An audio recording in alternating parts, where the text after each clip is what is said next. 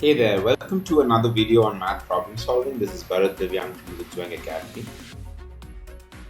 What I want to talk to you about today is a topic called complex problem solving. Okay, so let's write this down. This is CPS. A couple of years back, an organization called PISA did, I think, interview students and did some primary research across multiple countries to come up with skills which they thought was very important for the 21st century skills. And they named it as the four C's: critical thinking, complex problem solving, communication, and collaboration. Okay, so critical thinking is something that we have always covered in our channel. We've done a lot of problems which request critical thinking. And today we're going to be looking at the complex problem solving aspect of it as well. So here's a problem from way back, 1977, even before I was born, from the Yugoslavian Mathematical Olympiad. So another quirky thing here is neither does Yugoslavia today exist, right? It's been broken down in the Balkans into multiple other countries. But nevertheless, it's a remnant from history that we have this particular problem. And it's very simple when you read it, very complicated when you try to understand it. So you have a number, x, which is the sum of two square roots, and you have to solve it in the real space. So no imaginary numbers and no complex numbers. Now, the reason why this is a complex problem to solve is because typically, you know, even if you know the basics of algebra, a linear problem is what typically we end up solving. So something like x is equal to 5x plus 7.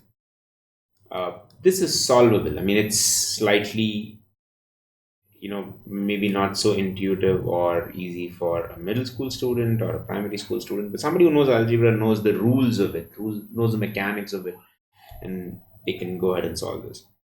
But it becomes so much more harder here because the power changes, and sometimes you're used to that as well. You say, okay, like x is equal to 2x square plus 5. Even this is solvable because there's a quadratic. The challenge becomes when it's a third, when the power is half. How do you go about doing it? And to add that, it's not just one particular term that has a square root. It's two terms. Two of them have square roots. So that's what makes it complex. Another facet of complexity is that x is in the denominator here in both of these terms. So putting all of this together makes it very, very complex. So how does one go about solving this? So one way to do that is to actually try and remove the complexity. So you know that complexity comes from having these square roots. So one of the ways you can get rid of it is to remove the square roots. And to do that, you can square the entire left hand side and the entire right hand side. So let's quickly do that. So x squared is the square of the left hand side, which is equal to the square of the right hand side. Now, to do that, think of this as a and think of this as b. And think of it as a plus b whole square is a square plus b square plus 2ab. So the a square here is x minus 1 by x. The b square here is 1 minus 1 by x. And the third term, which is plus 2ab, which would be nothing but 2 times the square root of, basically it's a product of two square roots, which means you can put the whole thing under one square root and say it's x minus 1 by x times 1 minus 1 by x. Now, if you see this particular technique, this tactic of squaring the left hand side and right hand side together, has reduced the complexity of the problem. Earlier, there were two terms which have square roots, and now there's only one term which has square roots. So, now first, let's kind of simplify this. So, you have x plus 1, and you have two 1 by x terms, which when added becomes minus 2 by x, plus 2 times, let's simplify this. So remember, this is again a product of terms, so you got to multiply x with the first and second term. So when you multiply the first term, it's x. With the second term, it becomes minus 1. Remember, this is minus x. So x times minus 1 by x is minus 1. And then similarly, when this multiplies with this, you end up getting minus 1 by x plus 1 by x squared. Okay, so you have reduced the complexity of the problem by level. So what was 2 square roots has reduced to 1. Now, remember the second part of the complexity comes in because you have x in the denominator. So to get rid of x in the denominator, you need to multiply all the numerators and make all the denominators the same, right? So you know that x is the denominator here, so you can multiply all the numerators here with a term so that the denominator for each term becomes x. So x can be written as x squared plus this can be written as x squared plus x squared, sorry, x by x. So 1 can be written as x by x minus 2 by x plus 2 times the square root of, you need to do the same thing here, but the only difference is the denominator is x squared, so the numerator becomes you want this to be x cubed because x cubed by x squared is x minus x squared minus x plus 1. And remember, the square root of x squared is going to become x. So now if you look at these three terms, you can reduce it further as one common value, which is x squared plus x minus 2 divided by x plus 2 by x times square root of x cubed minus x squared minus x plus 1. This whole thing happens to be square. Okay, now since you have made all the terms to have a common denominator, now you can get rid of that denominator by multiplying both left hand side and right hand side with x. So you end up getting x cubed is equal to x squared plus x minus 2 plus 2. Whole of that is the square root of x cubed minus x squared minus x plus 1. Okay, so now the complexity here is still in the fact that all the non-square root terms and the square root terms are together. So to get rid of that, you can bring all of them to one side. So you'll end up getting x cubed minus x squared minus x. Now if you see this, there's a pattern existing here. So instead of bringing the whole minus 2 here, we can put it as plus 1 plus 1.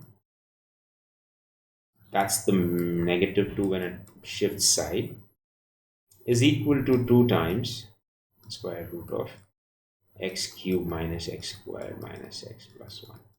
Now if you see, there's a pattern here. The pattern is that what's underneath the square root here and what is on the left hand side are one and the same. You can replace the whole thing with some value. For example, let's replace it with p. Okay, so you end up getting p plus 1 is equal to 2 times square root of p. So now as you can see, the problem has become much less complex. Okay, so this is one way to do that, but instead of replacing this with p, how about I replace the square root term with p? So that way I get this as 2p and this becomes p squared. So now it's a quadratic which has p squared minus 2p plus 1 is equal to 0, which means p minus 1 whole square is equal to 0, which means p is equal to 1. Okay, so you end up getting p, which is basically the square root of this, which means p squared is also 1. So you can say x cubed minus x squared minus x plus 1 is equal to 1. So we cancel out 1 on both sides. You end up getting x into x squared minus x minus 1 is equal to 0. So either x is 0 or x is going to be the root of this particular quadratic. And the root of this particular quadratic is nothing but minus b here. B is minus 1, so it becomes plus 1 plus or minus square root of the determinant, and the determinant is nothing but square root of 5 divided by 2. Okay, now the square root of 5 is 2 point something. Okay, so which means 1 minus square root of 5 is going to be negative. So now let's go back and ask the question. We want all of the solutions to be in the real space. So every single term here should evaluate to something real. So if x equal to 0, then this becomes indefinite. That doesn't work for us. And if x is going to be negative, then this whole term becomes negative, and therefore this also becomes a complex number, which is also not going to work. So therefore we can conclude that the answer is neither 0 nor the negative root of this equation. The only correct value is 1 plus root 5 divided by 2. So this is the only value of x for which this equation works. But the key here is not just arriving at the answer, the key is to be able to rationalize your answer by understanding the process of reducing the complexity step by step, the way I explained it to you, to get to the solution. So the next time you see a problem like this, don't get scared. Try to do a little bit of meta thinking and think about, where does the complexity come from? Why is it overwhelming and why is it threatening? Maybe if I remove those elements of it, it could work out. And this problem solving methodology is what will help you reduce the complexity and solve pretty much most of the problems that you will encounter. I hope you found this video interesting and insightful. If so, please do like, share, and subscribe, and I'll see you in the next video.